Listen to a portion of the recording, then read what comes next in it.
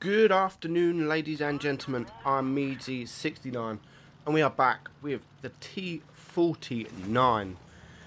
It is an American light tank with a derpy 152mm.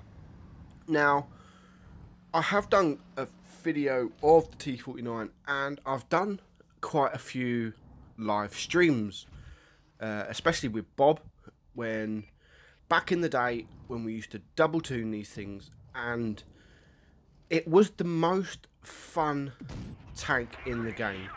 It was absolutely amazing. Now it has been nerfed. Back in the day, you used to be able to get 2 to 3 ammo racks every single battle.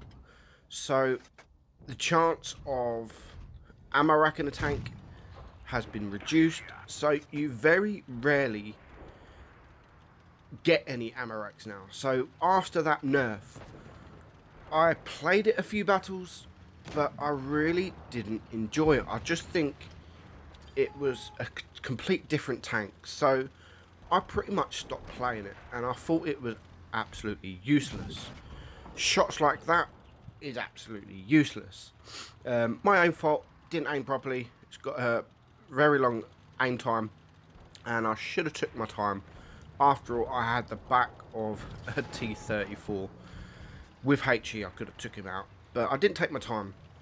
But I took it for a run a few days ago, and you know what, I am still enjoying it. The battles that I had, I really enjoyed. Now the fun thing in this tank, why it's so good, is you've already seen, I started on the left side of the battle, left side of the map, and now I am the right side of the map. We've only got 4 tanks left against 6. We managed to sneak past that tortoise without getting shot, and that's how you play this tank. You can't sit in front of enemies. So now it's 3 versus 4. We've got this tortoise. He is a one shot, so we quickly poke out, switch to HE, and we manage to clear him up. And you can see both of my teammates are back over the other side of the map. So that is where I'm going. I'm not going to sit here alone against this STI. I'm going to run across the other map and give my T54 a little bit of help. So already I've come this side of the map, I've gone to the other side of the map, I'm back at this side of the map, and I'm just going to rush this. Unfortunately, I didn't manage to clear him. I do get shot by the louver, but I am now running away. Hopefully my T54 will deal with the glacier, which is exactly what he does. And then I'm going to push this, or I'm not going to push it just yet because he's looking at me. I'm going to wait for the T54 to go, take his attention, and then we're going to get one nice shot into the side of him, and then hopefully the T54 will take him out for his 4th kill. And now it is still 3 of us that's left alive against this STI. So now we can attack him together. So there was no point me attacking the STI on my own, because unless I get behind him, I can only splash him with HE that will only do around 100 damage each time. So here we've got the STI, and you'll see 190 damage. So the DPM on this thing is 2,200. Just bearing in mind, you're not going to pump out that damage. It's very rare that you'll be able to do anywhere near that DPM. So we do get the back of him, and we do steal the kill for our 3rd kill. So great play from the T54. I don't know how we managed to win it, but we won it. And it was a nice battle. So I finished on 3.5k damage. It was a 1st class, and I made some credits. It was only 3,000, but that is a very rare thing to do in this tank, is making credits. So this thing has got a couple of guns. So this is obviously the derp gun, which is the only gun really for this tank, because that is what makes it fun. Now it has got a 90mm that has got more DPM. It's got about nearly 2,500 DPM, and personally I have only aced this tank once, and that was when it first came out and I was using that 90mm. I think I will play a lot better with the 90mm because the short reload still does around 200 damage. You can poke in, poke out, but it's not the same. That's just like running the SU-152 without the derp gun. That's just like running the KV-2 without the derp gun. Yes, it's got better DPM, but it's not as fun. And what is the point playing a tank if you're not having fun in it? And here we go. The second battle, it is the same map. We rush around to the left. No one's here except for these TDs. So we are going to start pushing. I've noticed the SU is on his move. So we're going to rush him, get behind him. We're going to switch to heat because we don't want to do... we want the maximum chance of full damage to take him out. So I don't want to hit his tracks with HE. I only do 100 damage. So we do take him out with the heat. And now we've got this T49 again. We're going to keep the heat. We would have probably just be able to take him out with HE, but he was a one-shot. So I wanted that maximum chance of maximum damage. So we've taken him out, and now we've got the Emil. I'm not going to poke out. He has hit me a couple of times, but he is getting shot. He's got the Tiger now. So what I'm going to do is I'm going to go left and try and flank. Never sit in front of enemies because this thing has got next to nothing armor. People can hit you in the face with HE. It's got like 25 mil of armor. So you can't sit in front of tanks, especially heavy tanks, because you're not going to be able to pen them. You could pen them with HE, of course, but you're only going to do sort of around 100 to 200 damage, 300 if you are lucky. So always try and get around them, behind them. If you can't, then yes, of course, shoot them in the face with HE. At least you're doing some damage.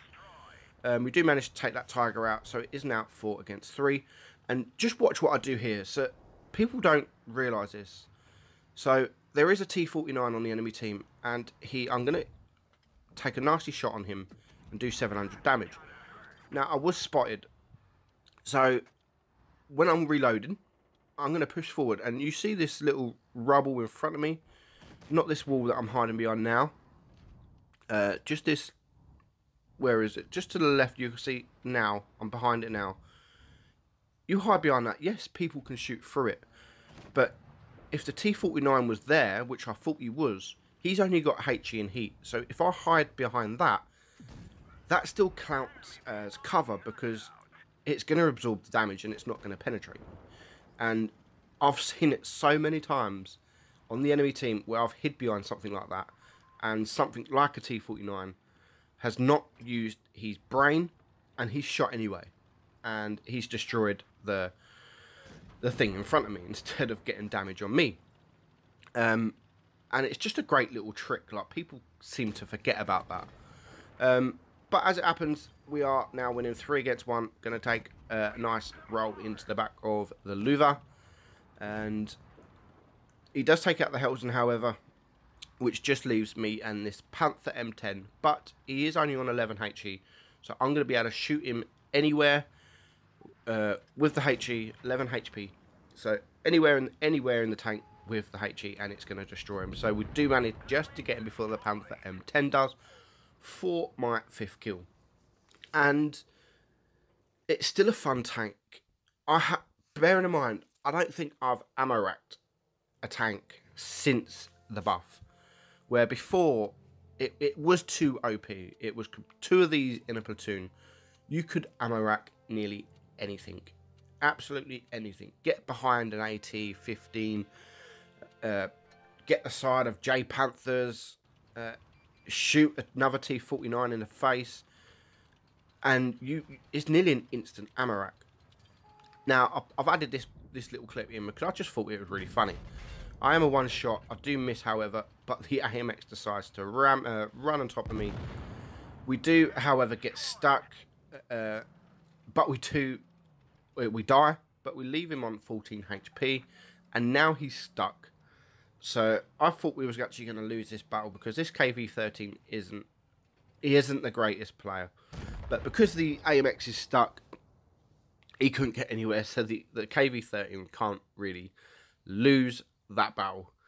But actually, that was quite a nice battle overall. We still finished on 3.1k. Again, you see there 14,000 in the red.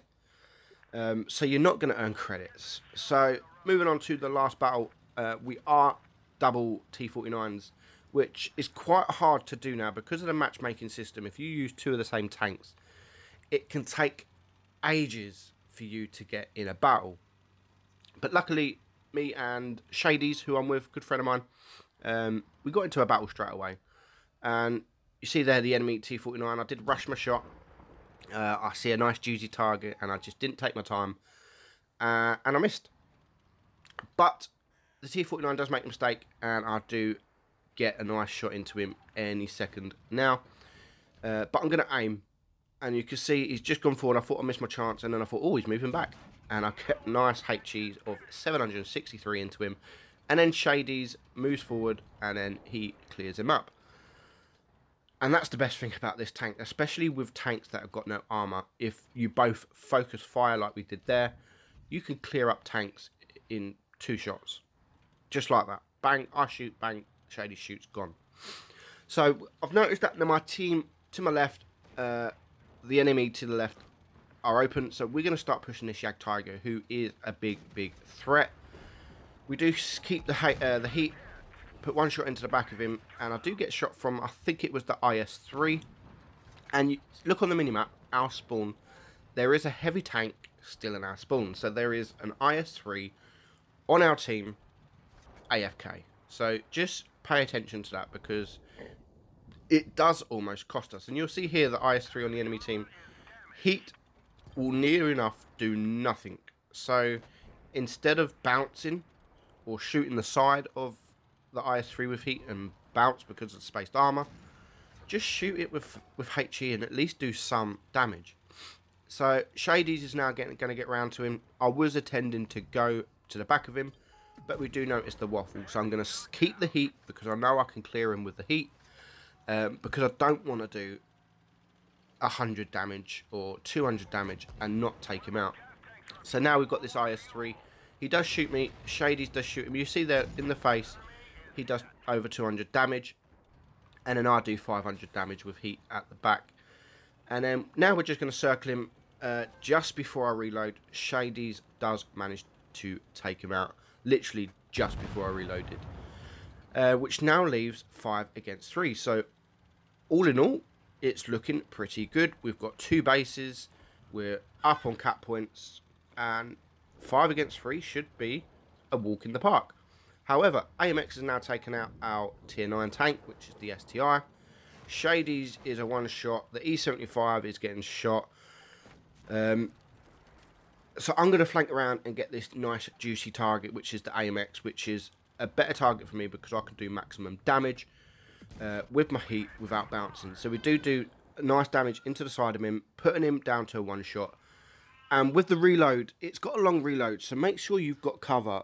Make sure you've always got cover in this tank. You don't want to be exposed because it hasn't got... You're not going to bounce any shots unless you luckily get a shot into your track.